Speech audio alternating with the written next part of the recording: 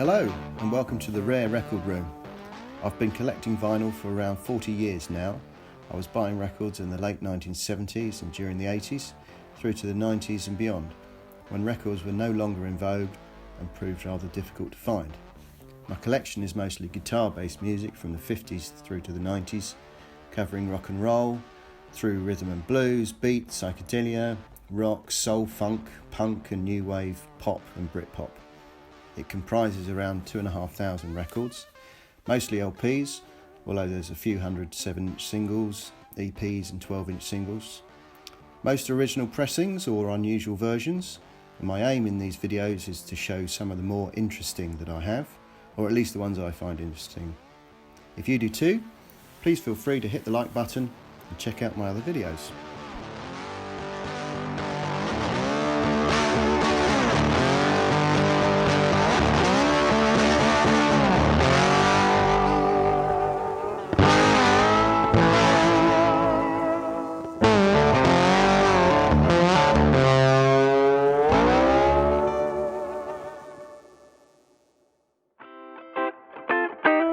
Today we're going back to the British blues revival of the late 1960s, a movement spearheaded by acts like Peter Green's Fleetwood Mac, Savoy Brown Blues Band, 10 Years After, and Free.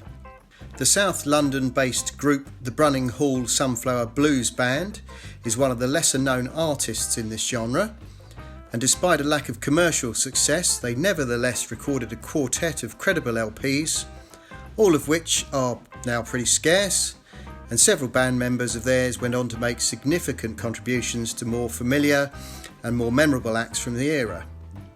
Bob Brunning was the original bass player with Peter Green's Fleetwood Mac, which Peter Green formed in 1967 after he left John Mayall's Blues Breakers. Brunning played on one track of their debut LP, the self-titled Fleetwood Mac, but stood down when Peter Green's former Blues Breakers bandmate John McVie joined their ranks.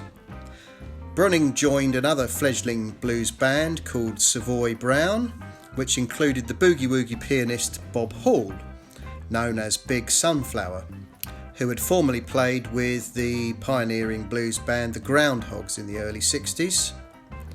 As a side project during their time with Savoy Brown, these two formed their own band, a part-time band called the Brunning Sunflower Blues Band, sometimes credited as the Brunning Sunflower Band, releasing albums only.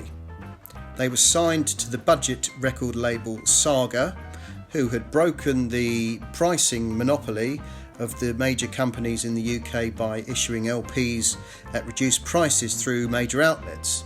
This led to the larger companies setting up their own affordable subsidiaries, such as Pye's Golden Guinea range and Decca's Ace of Clubs records.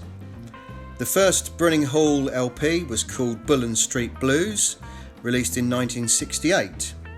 It comprises hard-driving blues rock, the lead guitarist being Mick Halls, and all the material on the album is original. Bullen Street Blues, for example, is a song about an actual street in Battersea, South London, proving that the blues can take its inspiration from any situation. The LP appears on the Saga Fidelity label in stereo only.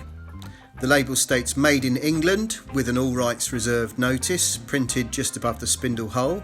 And the catalogue number is STFLD 2118.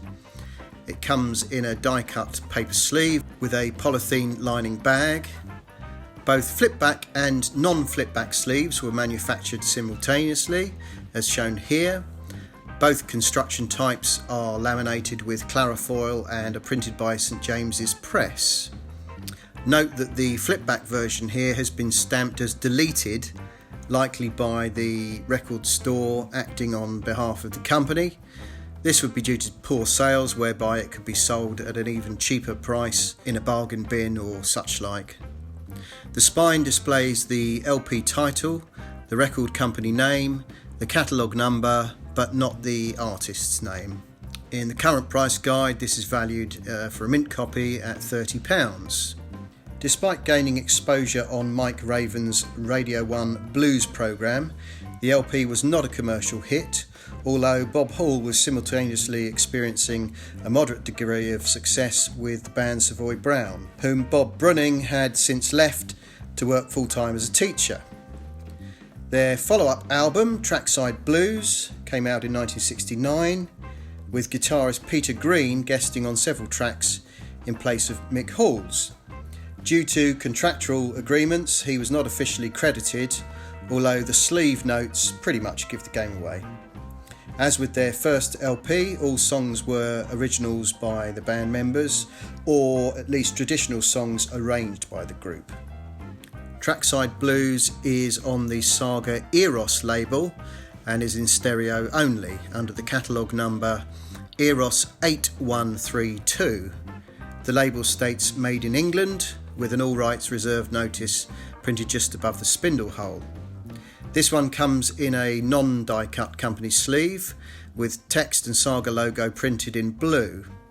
The sleeve is a front laminated non-flip back type, stated printed in England, although the printer doesn't get a credit. Note the hand stamped deleted notice, likely by the record store on the instruction of the record label. Like their debut album, it probably and sadly ended up in the bargain bins. The spine displays the title, artist, the record company and the catalogue number. The cover photograph incorporates the recurring blues theme of Waiting for a Train, but instead of being shot somewhere in the Mississippi Delta, the photo was taken at the somewhat less evocative location of Vauxhall Railway Station in South London. In the current guide, Trackside Blues is valued at £45 for a mint copy.